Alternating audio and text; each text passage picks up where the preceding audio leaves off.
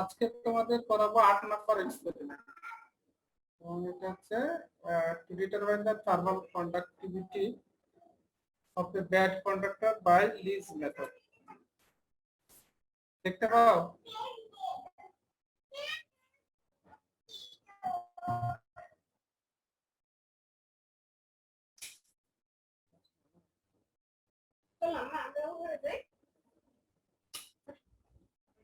দেখতে পাও তোমরা? জি স্যার। তাহলে দেখো এখানে আমাদের প্রথমে যে প্যারামিটারটা আছে সেটা হচ্ছে থার্মাল কন্ডাক্টিভিটি। তাহলে আমাদের প্রথমে জানা দরকার থার্মাল কন্ডাক্টিভিটি কাকে বলে। থার্মাল কন্ডাক্টিভিটিটা এরকম, নরমালি যদি আমরা পারিভাষিক শব্দ বলি তাহলে থার্মাল কন্ডাক্টিভিটি হচ্ছে যে একটা ম্যাটেরিয়ালের হিট ট্রান্সফার করা বা কন্ডাক্ট করার এবিলিটি, অর্থাৎ একটা ম্যাটেরিয়াল কি পরিমাণ তার হিট এনার্জি একটা ইউনিট টাইমে একটা নির্দিষ্ট সময়ের ভিতরে এটা কন্ডাক্ট করতে পারে বা তার ভিতর দিয়ে কি পরিমাণ এনার্জি প্রপাগেট করতে পারে, ট্রান্সমিট করতে পারে, সেটা হচ্ছে ওই ম্যাটেরিয়ালের থার্মাল কন্ডাক্টিভিটি। আর এটাকে যখন আমরা একটা নির্দিষ্ট স্পেসিফিক ডেফিনেশন করব তখন এটা এরকম হয় যে একক দৈর্ঘ্যের কোনো কন্ডাক্টর পরিবাহকের একক ক্ষেত্রফলের মধ্য দিয়ে প্রতি একক সময়ে উচ্চ তাপমাত্রার প্রান্ত হতে নিম্ন তাপমাত্রার প্রান্তে যে পরিমাণ তাপ প্রবাহিত হয় সেই পরিমাণটাকে বলা হয় থার্মাল কন্ডাক্টিভিটি। এটাকে যখন আমরা স্পেসিফিক ডেফিনেশন করব, কিন্তু এমনি ইউজুয়ালি থার্মাল কন্ডাক্টিভিটি বলতে আমরা বুঝি যে একটা ম্যাটেরিয়ালের অ্যাবিলিটি হিট কন্ডাক্ট করার বা হিট ট্রান্সফার করার ওর ভিতর থেকে। যেটার থার্মাল কন্ডাক্টিভিটি বেশি সেটা ভালো কন্ডাক্টর, যেটা থার্মাল কন্ডাক্টিভিটি কম সেটা হচ্ছে খারাপ কন্ডাক্টর বা ব্যাড কন্ডাক্টর। যেমন তোমরা যেটার কন্ডাক্টিভিটি মেজার করবা যে ইভোনাইটের, সেটা হচ্ছে একটা ব্যাড কন্ডাক্টর, এর থার্মাল কন্ডাক্টিভিটি অনেক কম। আর থার্মাল কন্ডাক্টিভিটি যেমন ইলেকট্রিক্যাল কন্ডাক্টিভিটির বিপরীত টার্ম হচ্ছে ইলেকট্রিক্যাল রেজিস্টিভিটি, সিমিলারলি থার্মাল কন্ডাক্টিভিটির বিপরীত টার্মটা হচ্ছে থার্মাল রেজিস্টিভিটি। অর্থাৎ একটা ব্যাড কন্ডাক্টরের থার্মাল রেজিস্টিভিটি বেশি আর গুড কন্ডাক্টরের থার্মাল রেজিস্টিভিটি কম।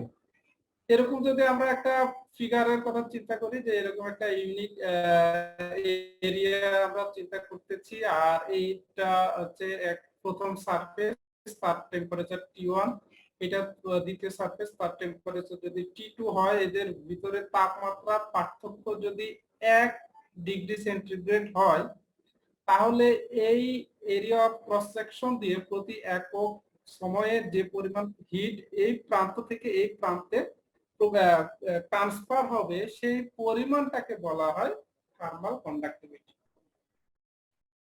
এবং এর একক হচ্ছে watt per metre kelvin. Thermal conductivity normally এরকম একটা ইকুয়েশন দিয়ে ডিরাইভ করা যায়। ম্যাটেরিয়ালের থার্মাল কন্ডাক্টিভিটি হচ্ছে যে কে। তাহলে আমরা এখানে বললাম যে যে পরিমাণ হিট এনার্জিটাকে যদি আমরা বলি কিউ, এটা প্রপোর্শনাল কার উপরে এই এরিয়া অফ ক্রস সেকশন যেটা আমরা বলছি এ, তারপরে এই দুটো প্রান্তের তাপমাত্রা থিটা 1 থিটা 2 যদি বলি তাহলে থিটা 1 মাইনাস থিটা 2, টি হচ্ছে ইউনিট টাইম আর এক্স হচ্ছে এটা থিকনেস।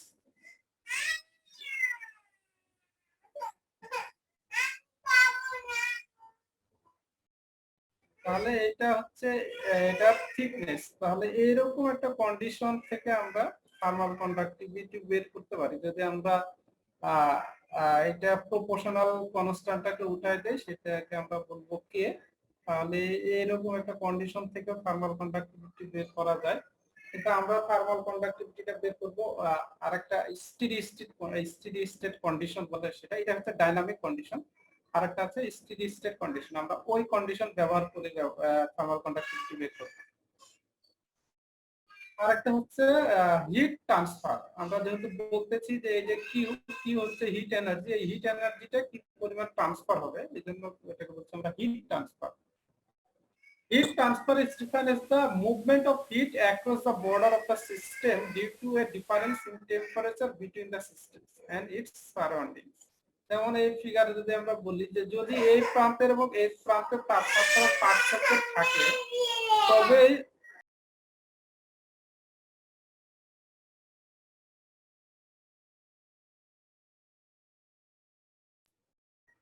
যদি এই দুই প্রান্তের তাপমাত্রার পার্থক্য থাকে তবেই কিন্তু তাপ প্রবাহিত হবে। তাপমাত্রার পার্থক্য না থাকলে সেটাকে আমরা বলি ইকুইলিব্রিয়াম কন্ডিশন, তখন আর তাপ প্রবাহিত হবে না।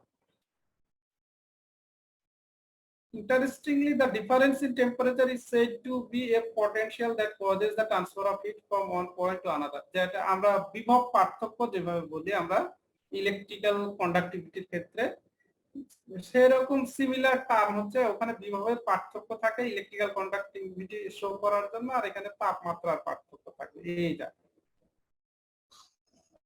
হিট নরমালি তিনটা পদ্ধতিতে প্রবাহিত হয়। দেখো তোমরা একটা ছবি দেখছো, এখানে তিনটা পদ্ধতি দেখানো হয়েছে। এটা যদি আমরা একটা চুলা বলি বা হিটার বলি, ইলেকট্রিক্যাল হিটার, তাহলে হিটার কয়েলটা গরম হয়, তো এই কয়েল থেকে হিট যেটা বের হয় সেটা রেডিয়েশন পদ্ধতিতে বের হয়। এটা একটা যদি আমরা পাত্র বলি তাহলে পাত্রে পানি আছে, পানিগুলা যেটা গরম হয় সেটাকে আমরা বলি কনভেকশন বা পরিচলন। আর এই পাত্রটা বা পাত্রের যে হ্যান্ডেল পুরোটা এই বডিটা যে পদ্ধতিতে গরম হয় সেটাকে বলি আমরা কন্ডাকশন। তো কন্ডাকশন পদ্ধতি হচ্ছে কি, যে আমরা জানি যে বস্তুর যে কনস্টিটিউয়েন্টস ম্যাটেরিয়াল আছে যেগুলো, সেগুলো মুভমেন্ট হয় না, সেগুলো ভাইব্রেট করে আর একটা মলিকুলস আর তার পার্শ্ববর্তী মলিকুলের সাথে যখন কলিশন হয় ভাইব্রেশনের সময়, তখন তার হিট এনার্জি তাকে ট্রান্সফার করে দেয়। সে যেটা রিসিভ করে সে আবার তার পার্শ্ববর্তীটাকে ট্রান্সফার করে, আবার ওটা যেটা রিসিভ করে সে আবার তার পার্শ্ববর্তীকে ট্রান্সফার করে। এইভাবে কন্ডাকশন পদ্ধতিতে হিটটা এক স্থান থেকে আরেক স্থানে যায়।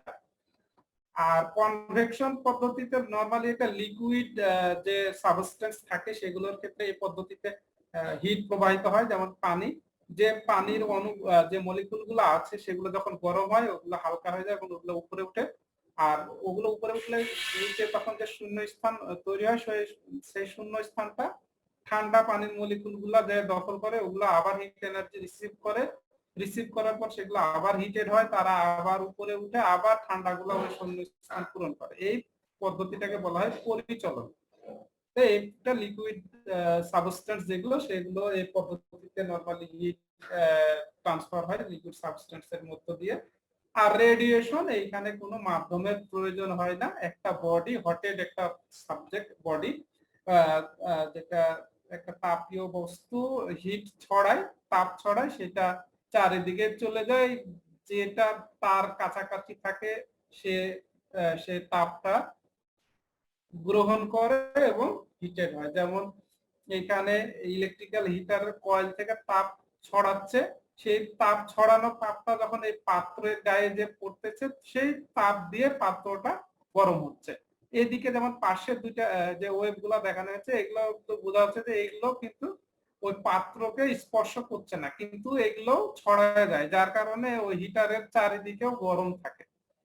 যেভাবে রুম ইলেকট্রিক রুম গরম করা হয় নরমালি শীত প্রধান দেশে, তারপরে শীত প্রধান দেশে একটা অনেক সময় একটা বিল্ডিং কে গরম করা হয় এভাবে যে বিল্ডিং এর প্রতিটা ওয়ালের ভিতর দিয়ে দিয়ে দিয়ে দিয়ে পাইপ আছে এবং এই পাইপের ভিতর দিয়ে গরম পানি প্রবাহিত করা হয়। গরম পানি যখন প্রবাহিত হয় তখন ওই গরম পানিটা যে পাইপকে স্পর্শ করে পাইপটা তখন গরম হয়ে যায়। পাইপ যখন গরম হয় ওই পাইপ থেকে হিটটা রেডিয়েশন পদ্ধতিতে রুমের ভিতরে প্রবেশ করে, কারণ রুম তো ঠান্ডা আর ওটার হচ্ছে গরম, এই তাপমাত্রার পার্থক্য অনেক বেশি থাকে, খুব তাড়াতাড়ি এটা তাপটা ছড়ায় পড়ে, খুব তাড়াতাড়ি ওই তাপগুলোকে অ্যাবজর্ব করে নেয় পাইপের তাপগুলোকে, এবং এই পদ্ধতিতে একটা রুম গরম হয়।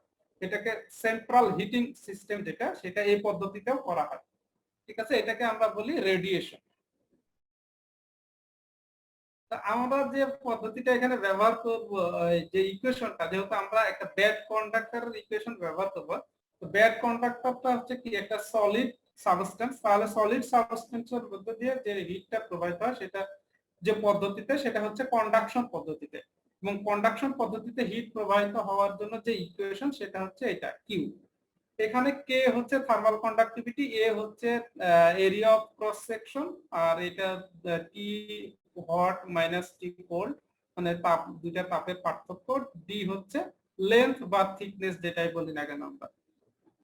তাহলে যখন আমরা একটা লিজ অ্যাপারাটাস, তোমরা কেউ কেউ করেছো অলরেডি আর কেউ কেউ করো নাই, আচ্ছা আমি ওইটা পরে দেখাচ্ছি।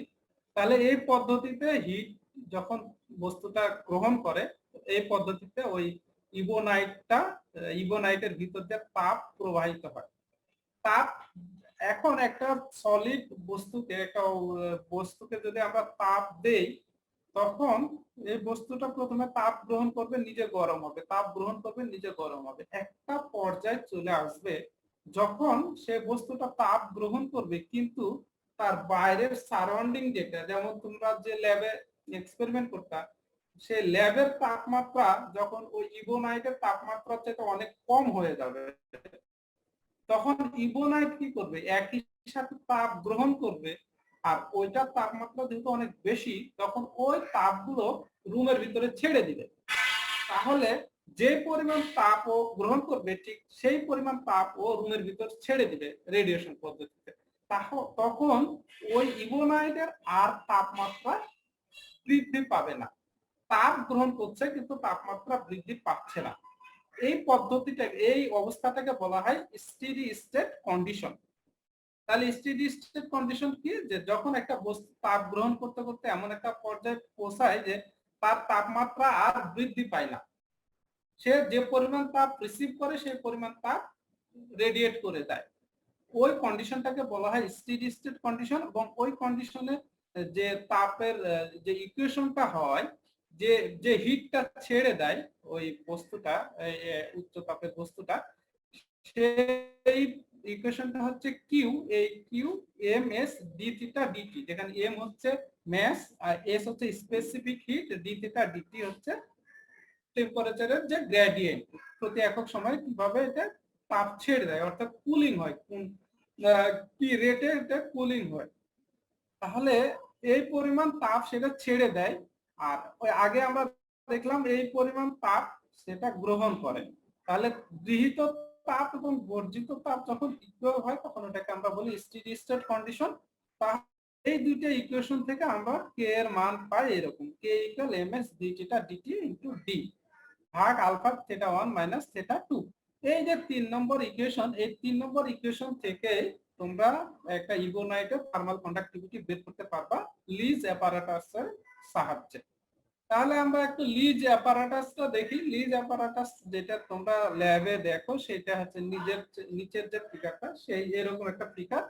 এখানে একটা বার্নার থাকে, এখানে একটা পট থাকে যেখানে পানি গরম করা হয়, এবং পানিটা যখন ফুটন্ত স্টিম হয়ে যায়, তখন ওখান থেকে এটা পানি আর এই রিজিয়নে বাষ্প থাকে, জলীয় বাষ্প। এই জলীয় বাষ্পগুলো এখানে একটা নল থাকে, নল দিয়ে ডিস্ক আছে, যে ডিস্ক গুলা ডিস্ক এ তে প্রবেশ করে, ডিস্ক এ তে প্রবেশ করে, ডিস্ক এ এবং ডিস্ক বি এর ভিতরে একটা ব্যাড কন্ডাক্টর, যেটা আমরা ইবোনাইট বলি, সেই ইবোনাইটটা দেওয়া হয়।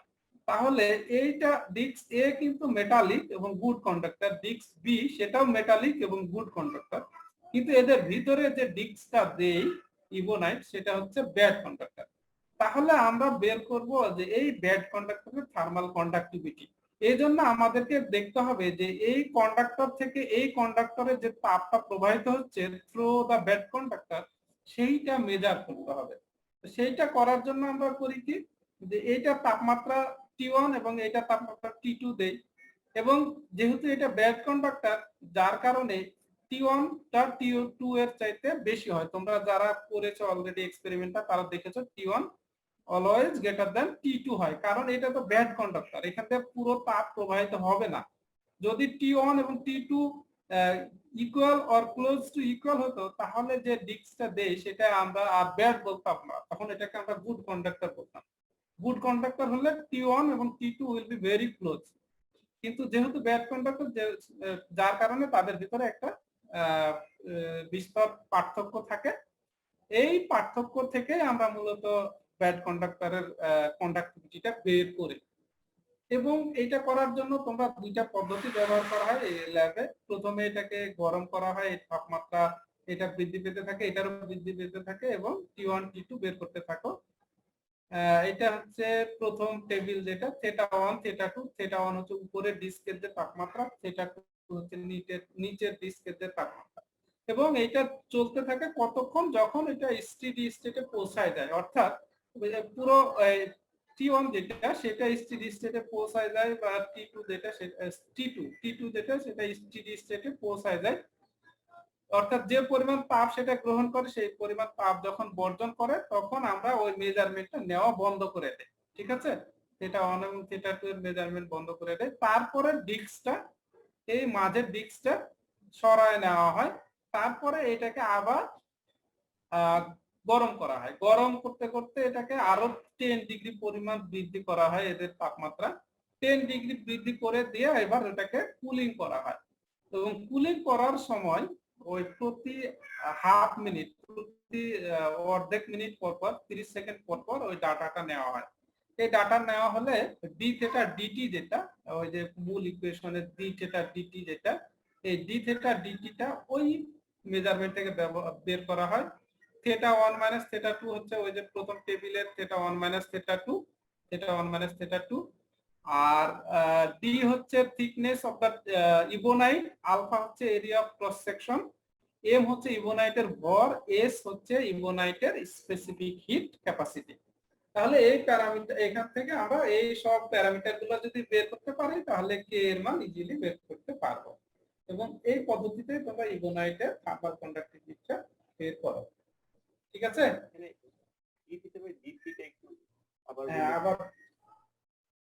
আবার বলো, কে বললো? হ্যাঁ, এটা হচ্ছে কুলিং। এইটা যখন বললাম যে যখন এটা স্টেডি স্টেটে পৌঁছা যাবে, তখন আমরা এই ইবোনাইটটা রিমুভ করে নেই।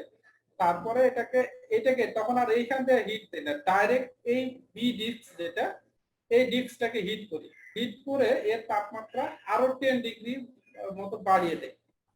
10 ডিগ্রি বাড়িয়ে দেওয়ার পরে এটাকে কুলিং করা শুরু করি, অর্থাৎ হিট দেওয়া বন্ধ করি। এবার এটা ন্যাচারালি কুলিং হবে। ন্যাচারালি কুলিং যখন হয়, তখন প্রতি 30 সেকেন্ড পর পর এর তাপমাত্রাটা আমরা রেকর্ড করি। সেটা হচ্ছে এই 2 নাম্বার টেবিল।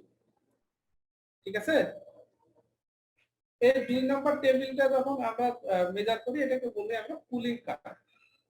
এখান থেকে ডি থেটা ডিটি বের করব, এই যে মূল যে ইকুয়েশন সেটা। আর এমটা হচ্ছে ইবোনাইটের ভর, এস হচ্ছে স্পেসিফিক হিট ওই ইবোনাইটের, ডি হচ্ছে তার থিকনেস, আলফা হচ্ছে ক্রস সেকশনাল এরিয়া। তাহলে θ1 θ2 তো আমরা এই 1 নাম্বার টেবিল থেকে পাচ্ছি। এইভাবে আমরা ইবোনাইটের থার্মাল কন্ডাক্টিভিটি।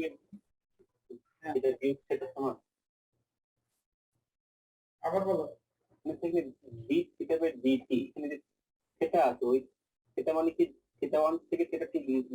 না না না, ডি থেটা ডিটি কে বলছি কুলিং কার্ভ।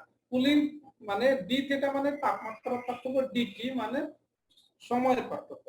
প্রতি একক সময়ে কি পরিমাণ তাপ তোমার লুজ করে বা কুল হয় যে ওই বস্তুটা। এই যে এটা হচ্ছে ধরো ডিটি হচ্ছে কি, এখানে 0 থেকে হাফ, তাহলে ডিটি হচ্ছে 0.5 সেকেন্ড মিনিট। আর ডি থেটা হবে এখানে যেটা পাবা আর এখানে যেটা পাবা, তার পার্থক্য ডি থেটা। এটাকে বলা হয় কুলিং রেট। ঠিক আছে, এখন তোমাদেরকে তোমরা তো অনেকেই কেউ কেউ করেছো, আবার কেউ কেউ বেশিরভাগই করো নাই, 3টে ব্যাচ মনে হয় করেছো তোমরা। তো এইখানে আমি এখন তাহলে তোমাদেরকে কিছু ডাটা সেট পাঠিয়ে দেবো গত দিনের মতোই। এই টেবিলের 2টা টেবিলের ডাটা সেট পাঠিয়ে দেবো। এবার ওই দিন তো আমি শুধু 2টা সেট পাঠাইছিলাম, এবার আরেকটু বেশি করবো ডাটা সেট, হয়তো 5টা বা 6টা ডাটা সেট পাঠাবো, এবং রোল নাম্বার রেঞ্জ লিখে দেবো আমি, যে রেঞ্জে পড়ো তারা সেই এক্সপেরিমেন্টটা করবা। ঠিক আছে। জি স্যার। আর এইখানে ওই যে ডি থিটা ডি কার্ভ যেটা ডি থিটা ডিটি ওইটা প্লট করতে হবে, এরকম একটা গ্রাফ পাবা। ঠিক আছে, গ্রাফ পেলে এখান থেকে একটা এইটা হচ্ছে একটা গ্রাফ হবে। গ্রাফটা স্ট্রেট লাইন হবে না, একটা কার্ভেচার হবে।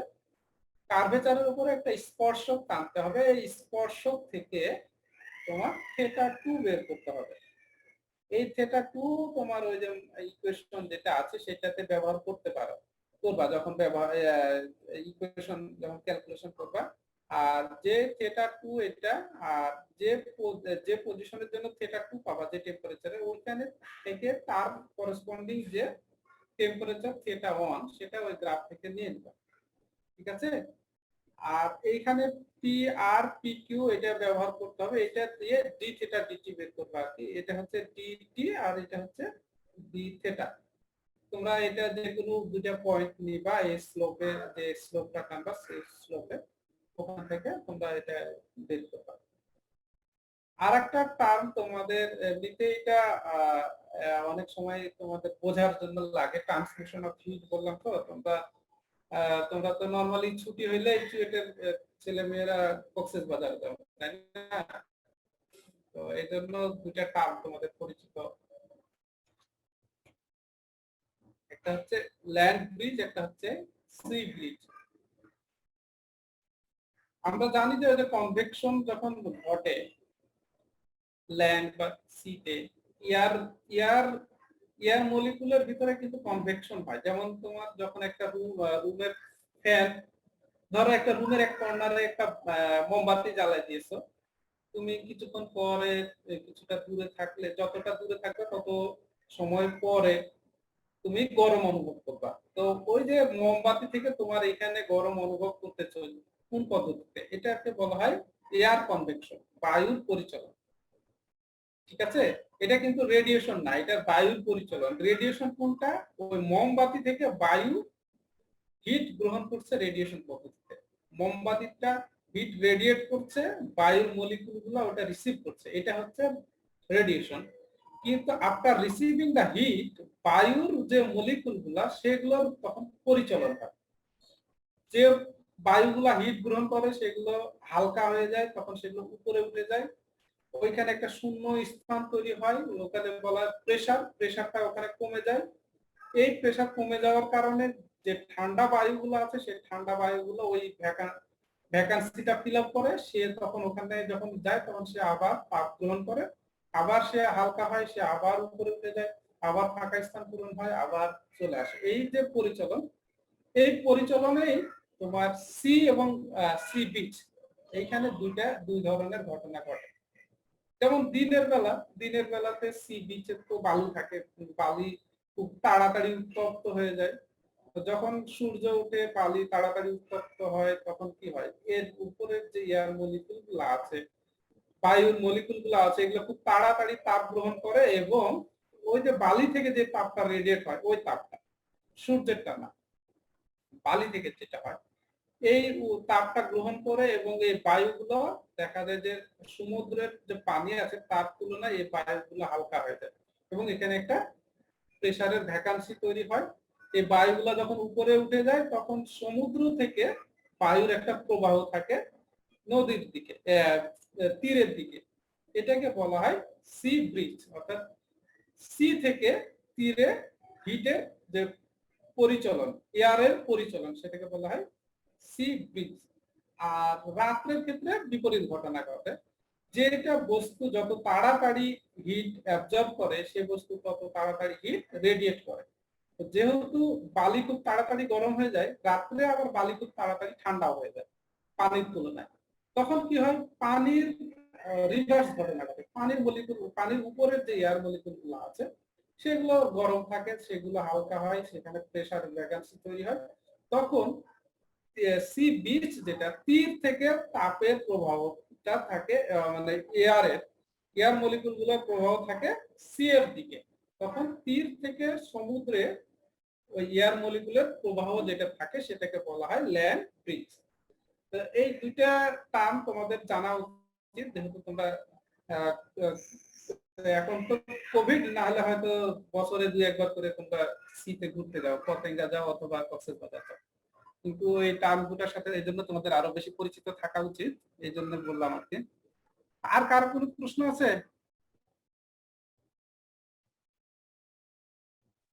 স্যার কষ্ট করে গ্রাফটা যদি আরেকটু বুঝাইতেন। কোন গ্রাফটা? এই যে একটু আগে যে এটা? গ্রাফটা। জি স্যার। এটা হচ্ছে এই যে গ্রাফ আছে না, এই টেবিল, যেটা টেবিল 2, এটা হচ্ছে টাইম এক্স অ্যাক্সিসে আর ওয়াই অ্যাক্সিসে হচ্ছে টেম্পারেচার। এটা প্লট করবা। প্লট করলে যে ডট ডট যেটা দেখছো না, এরকম একটা গ্রাফ পাবা। ওই যে পয়েন্ট গুলা যখন কানেক্ট করবা, এটা কিন্তু ফ্রি হ্যান্ড কানেক্ট করতে হবে, স্ট্রেট লাইন হবে না, একটা কার্ভেচার হবে, স্লাইটলি কার্ভটা খুব বেশি বড় কার্ভ হবে না, যেমন দেখতে পাচ্ছ এরকম। এবার এইখানে একটা স্পর্শক টানবা, যেমন এইখানে টাচ করছে, এই স্পর্শক, এই স্পর্শক থেকেই তোমরা ডি থেটা ডিটি বের করবা। এটা হচ্ছে যেমন আমি যদি এই পয়েন্টটাই ধরি, তাহলে এইখান থেকে এই পয়েন্টের যেটা পার্থক্য সেটা হচ্ছে ডি থিটা, আর এটার যে পার্থক্য সেটা হচ্ছে ডিটি। আর এখান থেকে থেটা 2 বের করবা, আর তার করসপন্ডিং যে থেটা 2 তার করসপন্ডিং যে থেটা 1 সেটা নিয়ে দিবা, দিয়ে তো এই যে ইকুয়েশনে ব্যবহার করবা, ফাইনাল যে আমাদের ইকুয়েশন ছিল। ডি থেটা ডিটি ওখান থেকে বের করবা, থেটা 1 থেটা 2 ওই মাইনাস করবা, ডি তো হচ্ছে থিকনেস মেজার করবা স্লাইড ক্যালিপার্স দিয়ে। এগুলো ডাটা দিয়ে দেবো, এখন তো আর এগুলো করবা না, এখন আমরা ডাটা দিয়ে দেবো আর কি, জেনে রাখা আর কি। এখানে ডিটা ওইটার থিকনেস বের করতে হয়, mass of the disk, আর এটা হচ্ছে specific heat capacity. Specific heat ক্যাপাসিটিটা তোমাদের জেনে থাকা উচিত। স্পেসিফিক হিট ক্যাপাসিটি হচ্ছে যে থার্মাল কন্ডাক্টিভিটি যেটা বেশি, তার স্পেসিফিক হিট ক্যাপাসিটি নরমালি কম হয়। অর্থাৎ কোন একটা বস্তুর তাপমাত্রা বৃদ্ধি করতে যে পরিমাণ তাপ দিতে হয়, তাপমাত্রা বৃদ্ধি করতে যে পরিমাণ তাপ দিতে হয়, যখন গুড কন্ডাক্টর থাকে তখন এটা খুব তাড়াতাড়ি তাপ হয়ে যায়, তাহলে তাকে তার তাপমাত্রা বৃদ্ধি করতে কম তাপ দিতে হবে। একটা ব্যাড কন্ডাক্টর খুব তাড়াতাড়ি তাপমাত্রা বৃদ্ধি পায় না, গরম হয় না, তার মানে কি তাকে গরম করতে বেশি তাপ দিতে হয়, তাহলে তার স্পেসিফিক হিট ক্যাপাসিটি বেশি। যেটা তাড়াতাড়ি তাপ গ্রহণ করে সে তাড়াতাড়ি তাপ ছেড়ে দেয়, তাহলে সে তাপ ধারণ ক্ষমতা কম, সে তাপ গ্রহণ করে নেয় তাড়াতাড়ি, ছেড়েও দেয় তাড়াতাড়ি। আর যে তাপ সহজে গ্রহণ করে না, সে সহজে ছাড়েও না, তার তাপ ধারণ ক্ষমতা বেশি, সে অনেকক্ষণ তাপটা ধরে রাখতে পারে।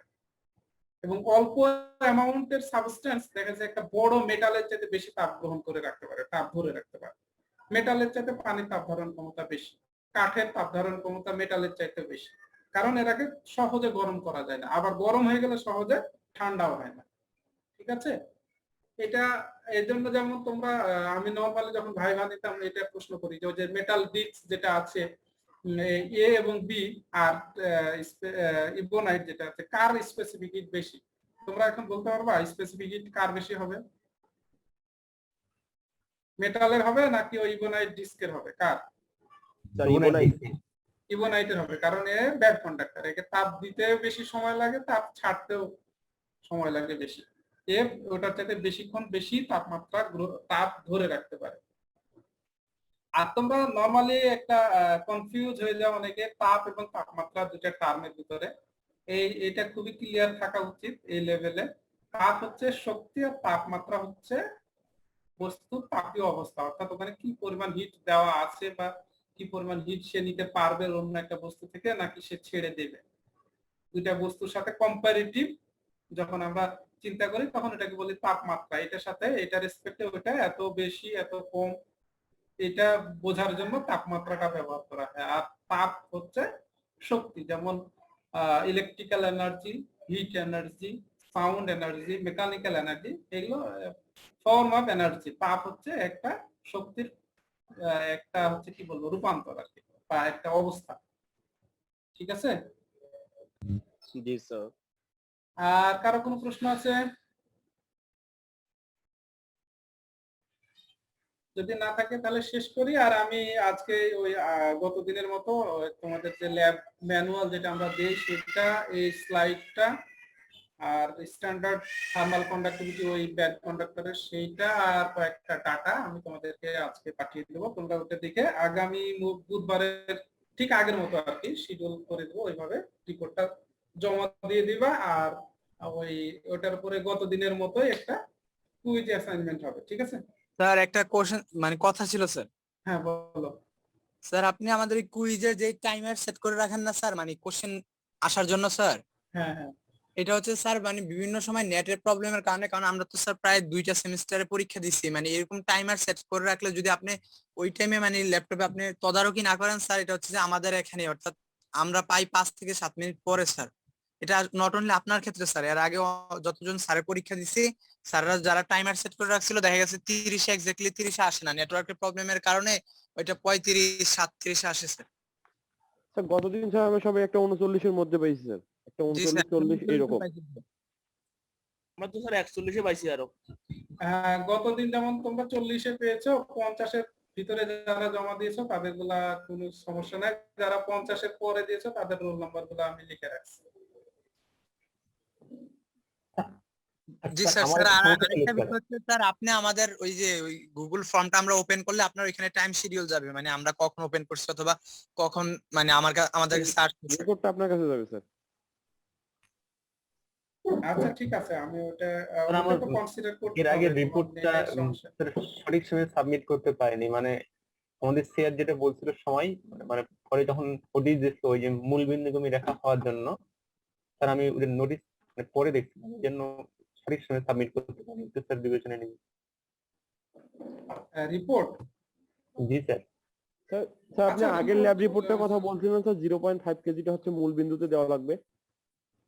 হ্যাঁ 0.5 কেজি যেটা, সেটাকে এক্স অ্যাক্সিস এর অরিজিন ধরে নাও, সমস্যা জি নাই, স্যার। তাহলে হয়ে যায়। স্যার ওটা একটু আচ্ছা অরিজিনটা আসলে জিরো Late হইতে হচ্ছে হয় আমার এমন না, অরিজিন মানে কিন্তু জিরো না, ঠিক আছে? অরিজিন মানে হচ্ছে স্টার্টিং পয়েন্ট। তোমার ওখানে জিরো যখন ডিফ্লেশন, তখন এইটার স্টার্টিং পয়েন্ট 0.5, তাহলে অরিজিন কিন্তু 0.5। অরিজিন মানে কিন্তু জিরো না, এটা মাথায় থাকা উচিত তোমাদের যখন গ্রাফ প্লট করবে। অরিজিন মানে হচ্ছে স্টার্টিং পয়েন্ট, তুমি কোন জায়গা থেকে স্টার্ট করতেছো। স্যার প্রথমে তো ওইভাবেই রাখছিলাম।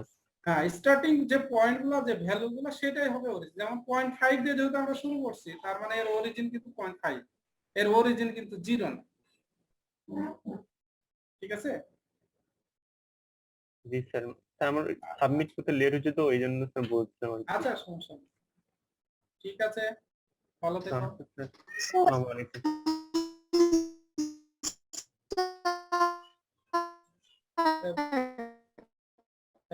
আবার বলো, বুঝতে পারিনি তোমার কথাটা। হ্যালো, স্যার বলো।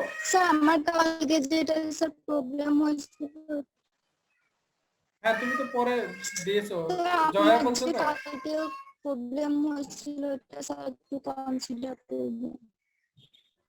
হ্যাঁ তোমারটা লেখা স্যার আছে, জয়া বলছো তো নাকি? স্যার আমার কালকে প্রবলেম হয়েছিল। হ্যাঁ হ্যাঁ ঠিক আছে, আমি তোমারটা ইন্ডিকেট ইয়া করে রাখছি, নোট করে রাখছি। স্যার আমি 3টা পরে করতে পারছি। আচ্ছা ঠিক আছে, ঠিক আছে, ভালো জি থেকো স্যার। সবাই। আসসালামু আলাইকুম। বিয়াবানিল্লাহ স্যার, আসসালামু আলাইকুম।